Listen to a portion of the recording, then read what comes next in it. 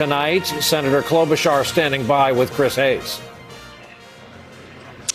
Senator, good to see you. Well, thank you, Chris. It's great to be here. Let me follow up on that exchange. I heard what you said about a moral equivalency. But is there any way in which you view, is there fear that you have about a kind of train track of confrontation, particularly in the post-Trump era, because of all of the ways in which he is seen to kind of solicit Putin? A kind of overcorrection, the dangers of entanglement or confrontation escalating in the president that replaces him, should it be you?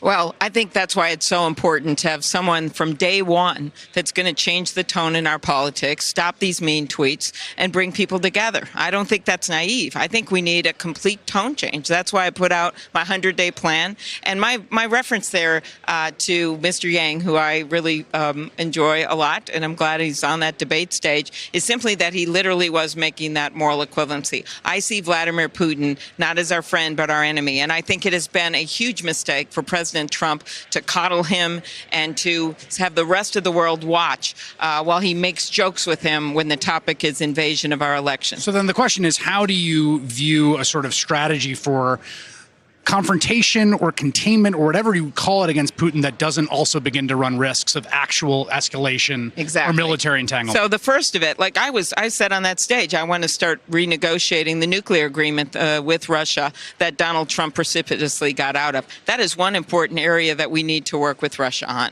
There's still business going on between our countries. I'm well aware of that. But the way you do this is when he does things to mess with you like he's done, you stand up tall, you call him out for it, and you stand with our allies. And that is something that Donald Trump has failed to do time and time again. There was an exchange you had with Senator Warren, a number of them, but one about Medicare for All and health insurance, where you said that she was supplying Republican talking points. She was talking about essentially take your care away as a Republican talking point. And you said she was supplying Republican talking points. What do you mean by that? Well, what I mean by this is that the way she always says, like, her way or no way is how it feels every single time. And for me, I think there are other ways you can help people in a big way, like the public option, like taking on the pharmaceutical companies. But when she questions other Democrats and doubts their motives and says they're not fighting hard enough, I've really had it with that. Because especially when she said she was the only one taking on billionaires, and I noted that even the billionaire on the stage was taking on billionaires.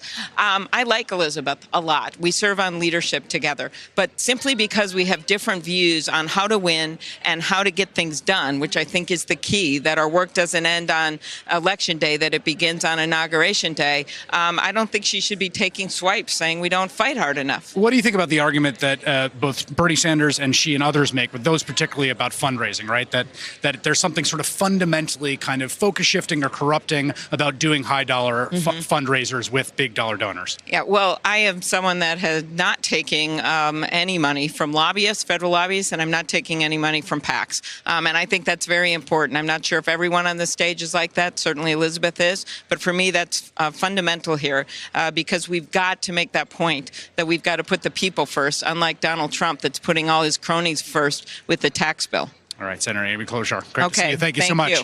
Great. Back to you guys in New York. And sorry, Claire, about the Cincinnati, about what happened with St. Louis Cards. The same thing happened to the Twins. Sorry. No, it's a different thing. We stayed around longer, Amy, than the Twins did. It's true. It is one series later. Oh, seriously?